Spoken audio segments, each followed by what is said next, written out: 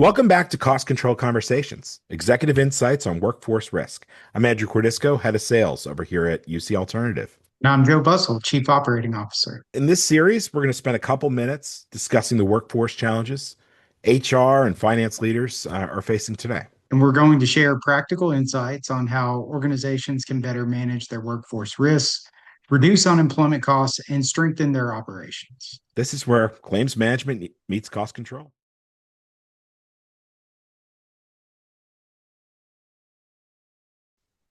Our customers also tell us that this sort of interplay between some folks in finance and the folks in HR, uh, that alignment is actually really key when it comes to unemployment. It's maybe some of the costs associated to it.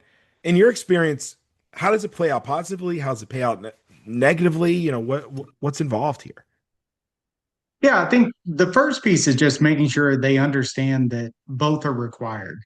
So a lot of times you don't have visibility to the fact that the HR processes that go into unemployment claims management, like dates of employment, how much someone was paid, what their position was, what type of position they hold, full-time, part-time, things of that nature. In Sure. addition to the critical piece of why they became separated. So did they quit? How was that documented? Were they fired? How was that documented? All of that goes into successful claims management. Yet on the finance side, they're looking at a line item on their P&L, often it tucked under wages, that is talking about the unemployment tax. And they don't often understand that that's controllable based on certain things of controlling your costs, controlling your benefit charges that hit your account. And that's where you need those two to understand and work together in order Sure. just to bring visibility to it. Now, when you get into the sort of positives and negatives of it, there's a few different examples of just understanding the size of the problem. But the main thing is, first off, just making sure they both have a seat at the same table. And we see that a lot of times where maybe it's not the seat at the table, but maybe it's just kind of talking the same language. So I guess again, tell me some more. Where do they meet in the middle, right? If we're thinking about like the Venn diagram of the CHRO or say a CFO, what's in the middle there? Yeah, so I think there's different processes that really highlight it, but one good example I like to use is the hiring process. So Okay. when you've got turnover and you need to hire somebody, there's oftentimes that there's visibility that's been given to certain costs, like the recruiting costs that go into hiring a new position. The Oftentimes they've kind of calculated the training costs.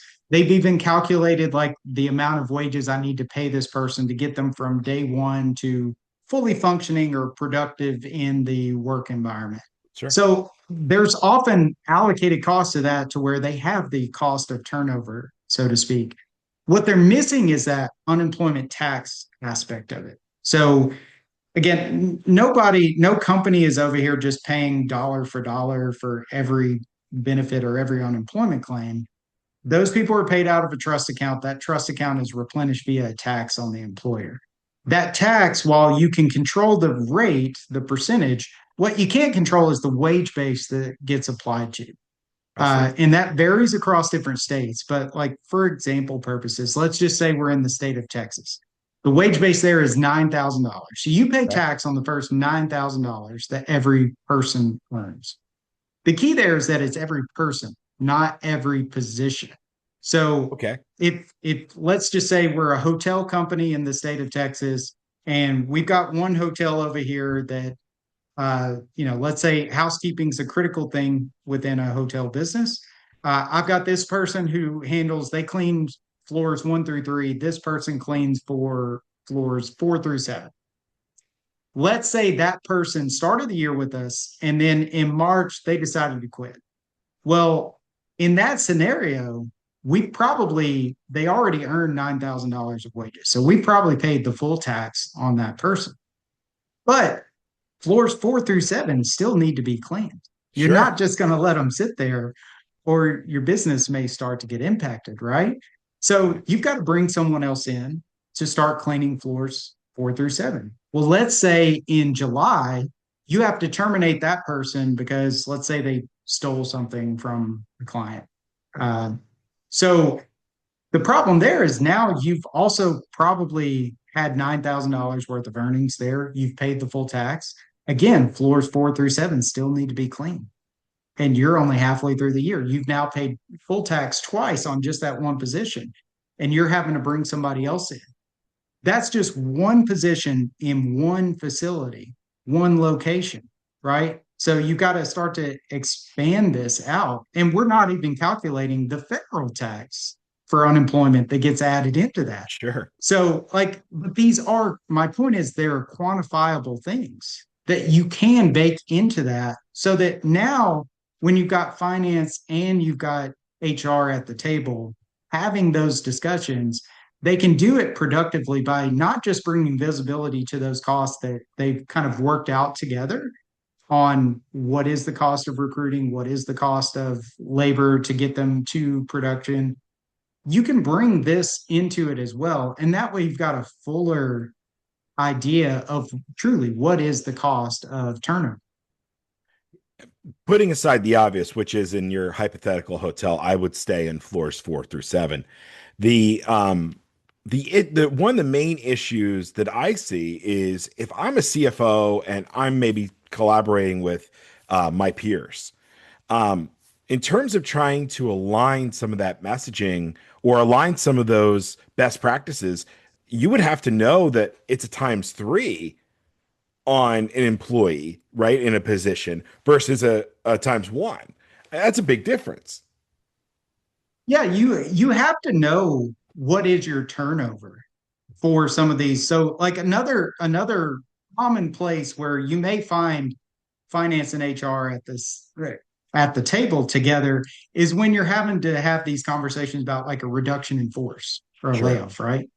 But you've got to understand your turnover component to that in order to actually figure out the cost savings. So a lot of times someone would come in, a finance partner would say, well, we need to save X amount of dollars. So let's say I'm taking 100 people that make $50,000 a year and we're going to lay them off. That's a $5 million labor savings, right? Not counting the severance and all that stuff that goes into it. Sure. The problem there is, you know, if your tax is still being applied to, let's say it was a 10,000 person company and you just eliminated 100, so it's 9,900. Well, if your turnover is still 30%, you're still paying tax on 12,800 some odd people, not 9,900. And if you just move your tax rate up a, a couple percentage points, now you've probably eaten into that $5 million annual savings to the point that it's likely about half in many of those scenarios. So again, you're making these financial decisions that start to compound on each other, right? Because you think, well, we made this tough decision to lay off 100 people to get this 5 million in savings, but because you weren't thinking about it fully and disclosing all of the math that goes into it, you didn't calculate it properly going out. And now 3 years later, instead of having 15 million in savings, you've got something like 7, and you're over here having another conversation about another reduction in force, which only compounds the problem of now your turnover rate Sure. probably has gone up because people are worried and they start to see the trend. So again, you have to have this conversation together. HR can't control it by themselves. And if you don't have finance really seeing the dollars and cents behind this, once they do, this becomes a critical component to SG&A. Like, how do you lower your SG&A is something that you can do without having to do tough things like layoffs if you properly manage your claims. You can accomplish that same savings with the same people. Thanks for joining us for this quick conversation. And if this topic resonates with your organization, we'd love to continue the discussion. You can learn more about how UC Alternative helps organizations control unemployment costs and manage workforce risks at ucalternative.com. We'll see you on the next episode of Cost Control Conversations, Executive Insights on Workforce Risk.